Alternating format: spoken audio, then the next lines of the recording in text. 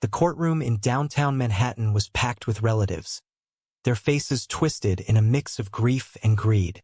Conrad Thompson, the 28-year-old grandson no one ever took seriously, sat rigidly in the front row, his heart pounding as the lawyer read aloud from his grandmother Evelyn's last will and testament. To my beloved grandson Conradander, who has been more family to me than blood could ever dictate, I leave the entirety of my estate, valued at over $50 million, on the condition that he lives openly and authentically as the gay man he is. Gasps erupted like gunfire. Conrad's father, Robert, a stern Wall Street executive, shot up from his seat, his face crimson. This is insanity. She's lost her mind.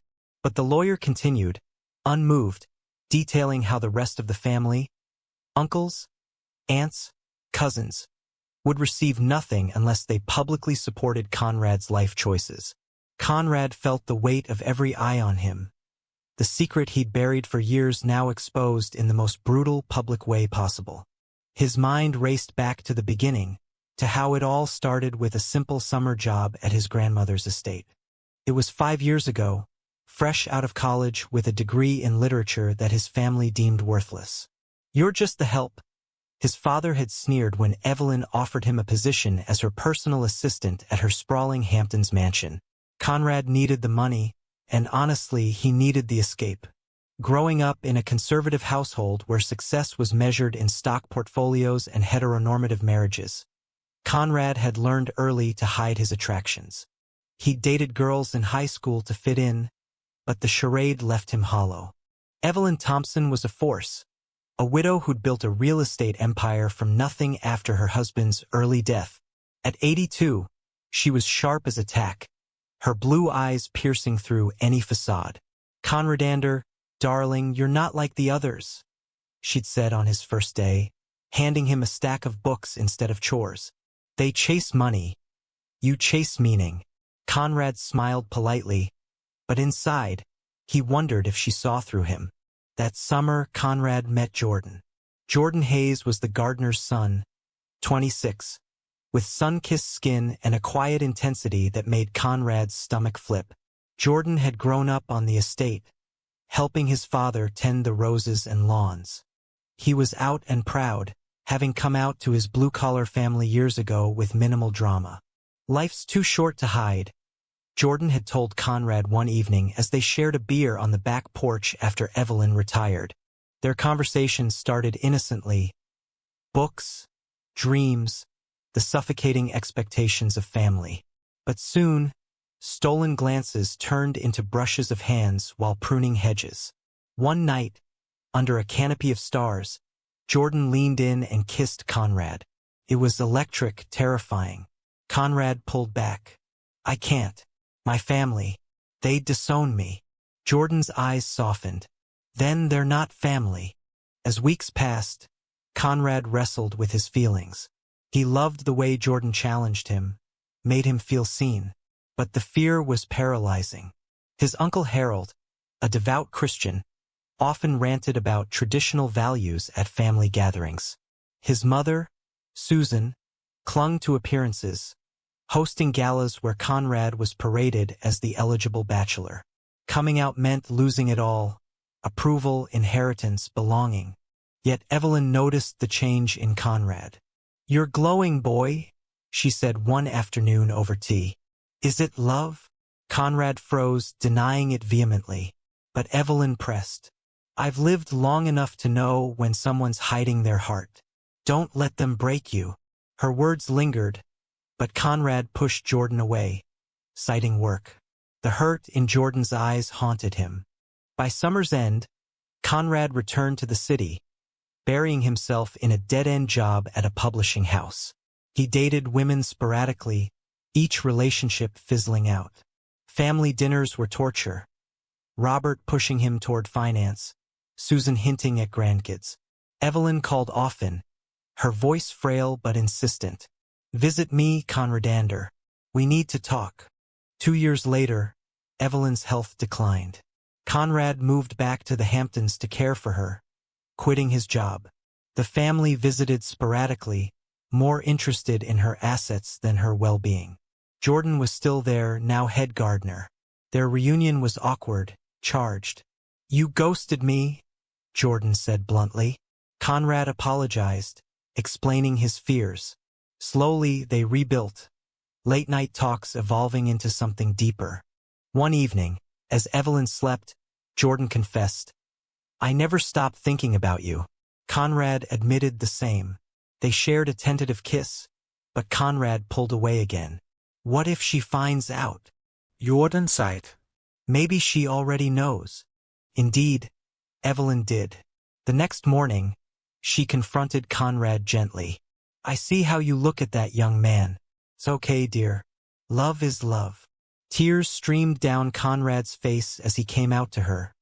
The first person ever. Evelyn hugged him. "I'm proud of you. Now live it." But the family loomed. When Robert visited, he caught Conrad and Jordan laughing too closely. "What's this?" he demanded. Conrad stammered, but Evelyn intervened. "Mind your business, son." Robert left fuming, whispering to Susan about influences. As Evelyn's condition worsened, she revised her will secretly with her lawyer. Conrad had no idea. He focused on her comfort, reading to her, sharing stories. Jordan supported him, their bond strengthening amid the chaos.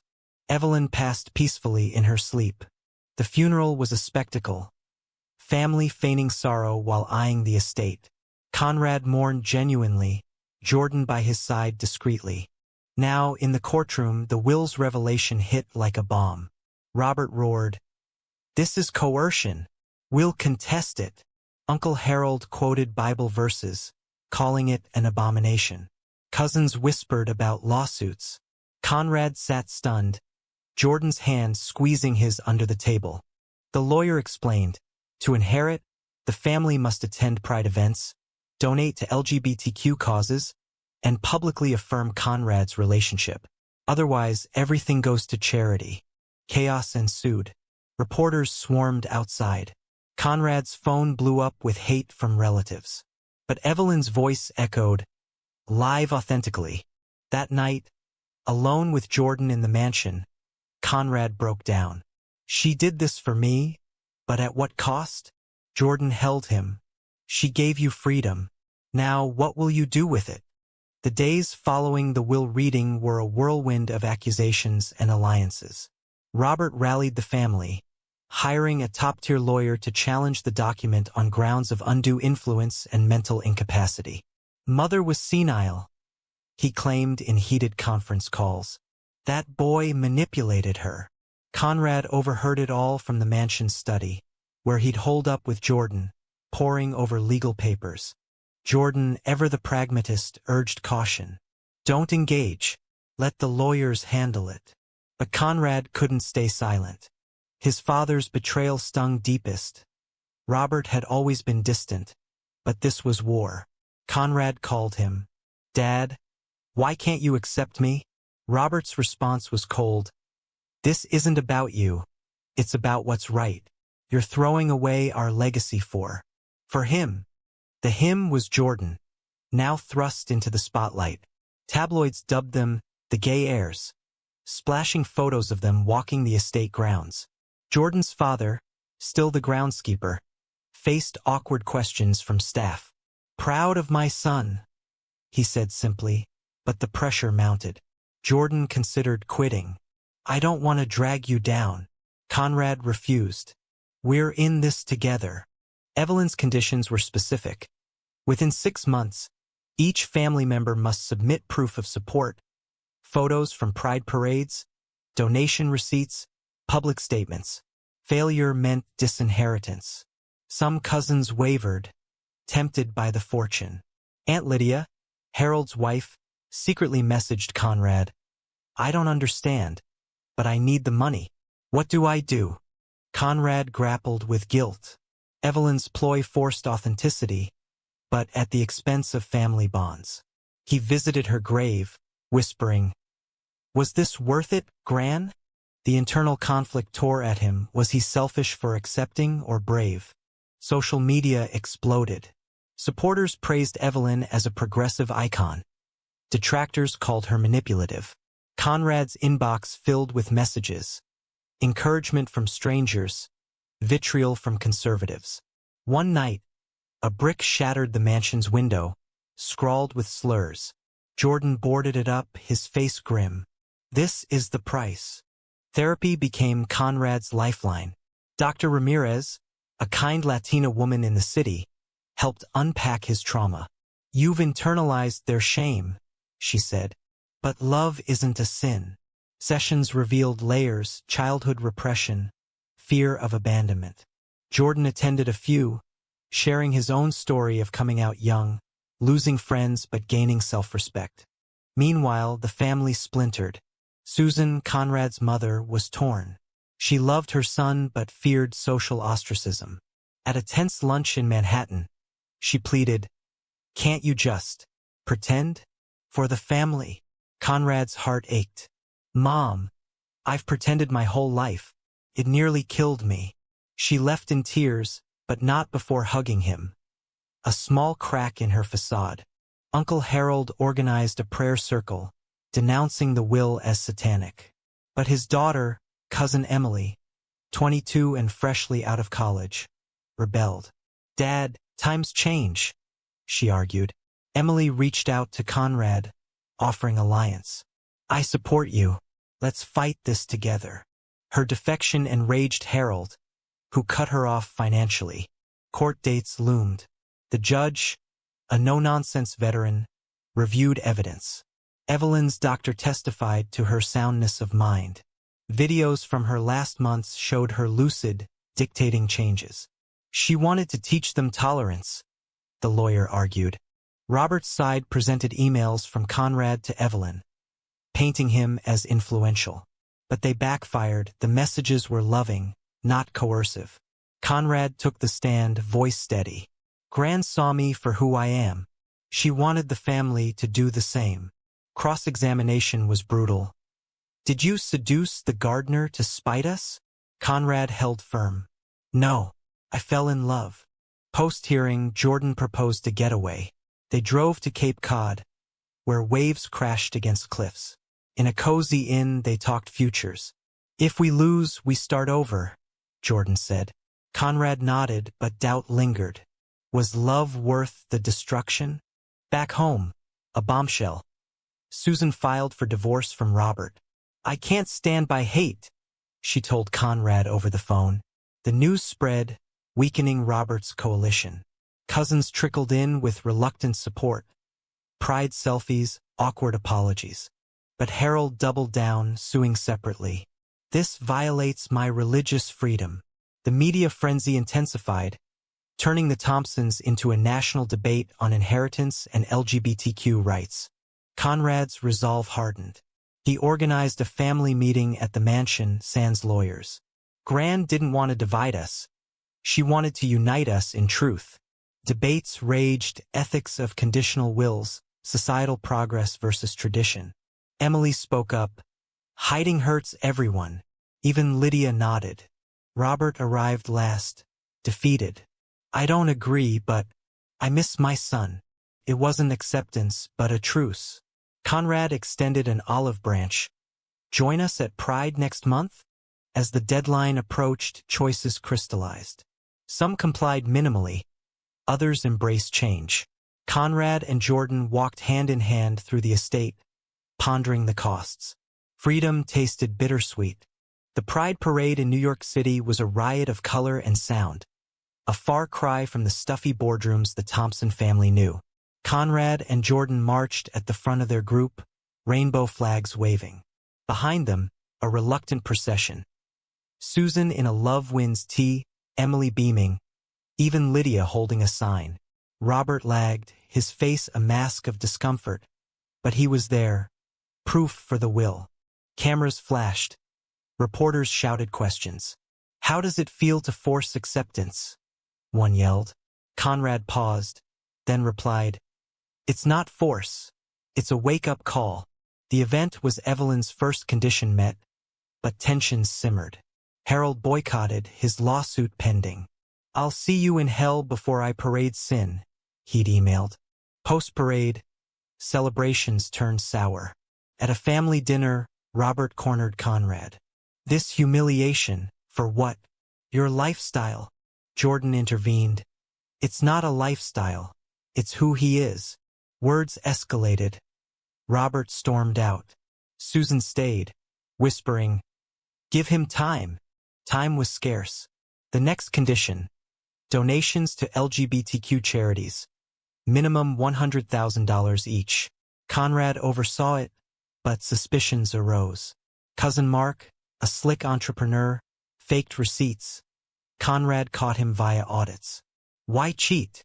Conrad demanded. Mark shrugged. "I need the money more than they do." Betrayal cut deep. Conrad reported it, disqualifying Mark. The family fractured further. Whispers of alliances against Conrad grew.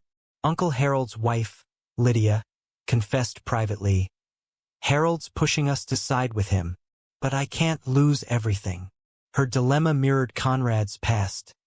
Sacrifice self for security? Jordan faced his own trials. His promotion to estate manager drew ire from staff loyal to the old guard. Anonymous notes appeared. "Fags out." Jordan brushed it off, but Conrad worried. "This is my fault." Jordan kissed him. "No, it's theirs." Therapy delved deeper. Dr. Ramirez explored Conrad's imposter syndrome. "You feel unworthy because they made you." Sessions uncovered childhood memories. Robert dismissing Conrad's interests as soft, pushing sports instead. Coming out internally was liberation, but externally warfare. A turning point: Emily came out as bisexual. "Watching you inspired me," she told Conrad. Harold disowned her on the spot. She moved into the mansion, finding solace in the group. Family isn't blood. It's choice. Court reconvened. Harold's lawyer argued the will infringed on free speech. The judge countered, "Private inheritance isn't public policy." Evidence mounted. Evelyn's journals praising Conrad's caregiving, decrying family bigotry. "They visit for money, he stays for love." One entry read. Robert testified reluctantly. Mother favored him unfairly, but under oath he admitted Conrad's devotion. The cross-exam revealed his own regrets, a distant fatherhood. Leaving the stand, he glanced at Conrad with something like remorse. Outside court, protesters clashed, pro-LGBTQ versus religious rights.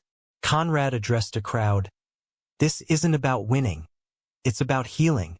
Media dubbed him the reluctant revolutionary. Personal costs mounted. Jordan's father suffered a heart scare from stress. Conrad blamed himself. "Maybe I should renounce it all." Jordan refused. "That dishonors Evelyn." A midnight call from Susan. "Your father's having doubts. Talk to him." Conrad met Robert at a neutral diner. "Why fight me?" Conrad asked. Robert sighed. "I was raised to believe certain things. Change is hard." For the first time they talked honestly, fears, expectations. Robert didn't endorse, but said, "I won't block you anymore." Harold's lawsuit failed. The judge upheld the will. Jubilation mixed with sorrow, Harold vowed eternal estrangement.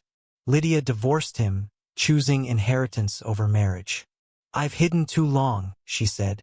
With conditions met by most, disbursements began. Conrad donated his shares portion to charities, keeping enough for stability. He and Jordan planned a quiet commitment ceremony. But shadows lingered. A cousin's suicide attempt, overwhelmed by pressure, shook everyone. Conrad visited, apologizing. Gran didn't foresee this. The cousin recovered, but the incident highlighted the will's double-edged sword. Catalyst for change or destroyer? As summer returned to the Hamptons, Conrad reflected on the estate's gardens, where it all began. Jordan beside him, they watched the sunset. "We've paid dearly," Conrad said, "but we're free." Yet freedom's price echoed in broken ties, scarred hearts. Was Evelyn's gambit genius or cruelty? With the will's dust settling, Conrad faced the reality of newfound wealth and isolation. The mansion, once a sanctuary, felt haunted by absences. Harold's branch severed, others distant. Jordan suggested selling Start Fresh, but Conrad clung to it, Evelyn's legacy. Social repercussions hit hard. Old friends ghosted. New ones emerged from LGBTQ circles. Conrad joined a support group sharing stories. I gained everything materially, lost almost all emotionally. Nods around the room, familiar tales of familial rejection. Jordan's career flourished. He launched a landscaping business with estate funds. But envy brewed. Robert, now demoted in his firm due to scandal, resented Conrad's success. At a rare family gathering, he muttered, "You didn't earn this." Conrad retorted, "Neither did you, Dad. Gran built it." Susan bridged gaps, hosting mediations. "We're all hurting." Progress was slow. Robert attended a PFLAG meeting, listening silently. "It's a start," Susan said. Emily thrived, interning at a nonprofit. Her coming out empowered others, a domino effect Evelyn envisioned. But Harold's silence wounded her. "Does hate ever fade?" she asked Conrad. He had no answer. A new conflict. Media offers poured in books, interviews. Conrad hesitated, fearing exploitation. Jordan encouraged, "Tell your truth." Conrad agreed to a podcast detailing the journey.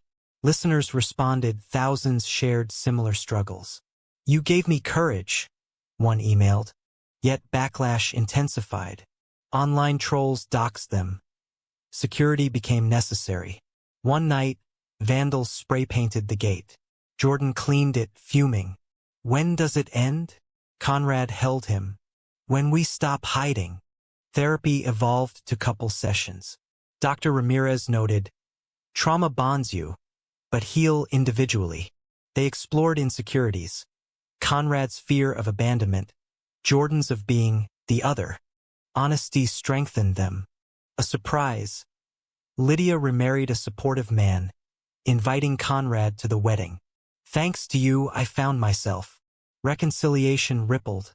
Cousins visited. Bonds reforming sans greed. But Robert's health scare, a minor stroke, forced confrontation. Hospital bedside, Conrad said, "I love you, Dad, despite everything." Robert teared up. "I was wrong. Not about everything, but about you." Partial acceptance, but profound. Harold remained the outlier. Emily reached out, he hung up. "He's lost," she sighed. Conrad pondered intervention, but respected distance. As autumn leaves fell, Conrad and Jordan exchanged vows in the garden. Intimate, Evelyn's spirit present. Susan walked Conrad down the aisle. Robert attended, stiff but present. Toasts celebrated resilience. Post-honeymoon, challenges persisted. Jordan's business faced boycotts from conservative clients. "Principles over profit," he declared. Conrad supported, diversifying investments. A year post-will, Conrad wrote a memoir draft, Wrestling Ethics. Expose family flaws? He chose compassion, focusing on growth. Socially, they advocated speaking at events, funding scholarships. Impact was tangible. A young man approached Conrad. "Your story saved me from suicide." Yet doubts crept. In quiet moments, Conrad questioned, "Did Evelyn manipulate for good or play God?" Jordan countered, "She saw potential we didn't." Family Thanksgiving was tentative. Susan hosted, absences noted. Toasts to Evelyn mixed gratitude with grievance. Robert raised a glass. To change, however painful. As snow blanketed the estate, Conrad and Jordan planned adoption, building their family. "We'll do it right," Conrad vowed. But scars remained. A cousin's relapse into addiction, blaming stress. Conrad funded rehab, pondering ripple effects. In the end, wealth bought comfort, but peace came from choices, forgiving, evolving. Was the pain justified? Years blurred into a tapestry of triumphs and trials. Conrad and Jordan adopted twins, a boy and girl, from foster care, naming them Evelyn and Hayes. Parenthood shifted priorities. The mansion became a home, echoing laughter instead of echoes. Robert softened with grandkids, visiting often. "Their innocence," he said, bouncing little Evie. Susan doted, her acceptance full. "I'm sorry it took so long," she confessed. Emily rose in advocacy, leading a foundation funded by Conrad. Her estrangement from Harold eased slightly. A Christmas card arrived, unsigned but hopeful. But society evolved unevenly. Legislation rolled back rights. Conrad lobbied in D.C. using influence. "Evelyn's fight continues," he testified. Jordan's business boomed, employing diverse staff. Challenges arose. A lawsuit from a disgruntled ex-employee claiming discrimination. It was baseless but draining. "Hate finds ways," Jordan mused. Therapy ongoing. Conrad confronted lingering resentment. "I forgive. But remember." Dr. Ramirez nodded. "That's strength." A family reunion marked the will's 5th anniversary. Absentees, Harold, a few holdouts. Toasts reflected.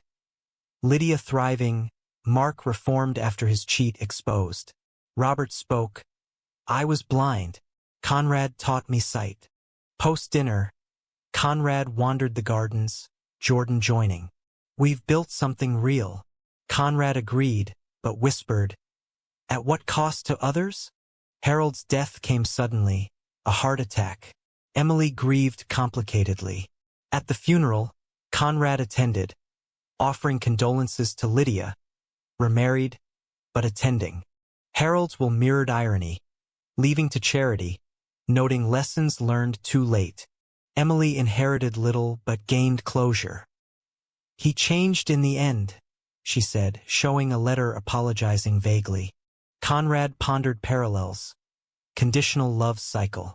He revised his own will, unconditional, emphasizing support. The twins grew, questioning heritage. "Why did great-grand do that?" young Hayes asked. Conrad explained gently.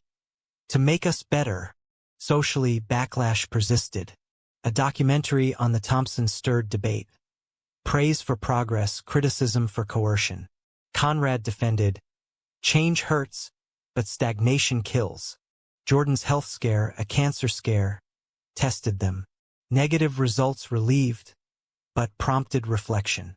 "Life's fragile," Jordan said. They traveled, strengthening bonds. Cousins integrated. Family therapy sessions healed rifts. Robert came out as an ally, marching in pride. Yet moral quandaries lingered. A relative's memoir accused Conrad of opportunism. He sued not, choosing silence. As the twins turned 10, Conrad looked back. From hidden help to empowered heir. Jordan beside him, they watched fireworks. "Worth it?" Conrad asked. Jordan smiled. "Every scar." But the question haunted. Did good outweigh harm? Decades later, Conrad sat on the porch, graying hair catching the Hamptons breeze. Jordan, equally aged, held his hand. The twins, now adults, visited with their own families, Evie's wife, Hayes's husband. Inclusivity reigned. Robert passed years ago, reconciled fully. Susan lived nearby, content. Emily led global initiatives. Harold's shadow faded. Conrad's memoir, published long ago, inspired laws on inclusive estates. But he reflected on costs. Broken marriages, lost lives, enduring prejudices. Society advanced, marriage equality firm, but battles persisted. Conrad mentored youth, sharing wisdom. Authenticity demands sacrifice. Jordan's passing came peacefully. Conrad mourned deeply, but celebrated their life. "You were my truth," he whispered at the grave. In his final years, Conrad amended the foundation, ensuring perpetual support. Family gatherings honored Evelyn's vision, unity through understanding. As twilight fell, Conrad pondered the will's legacy. A spark for change, or a divisive flame? Was forcing acceptance through inheritance ethically right, or a moral overreach that caused more pain than progress?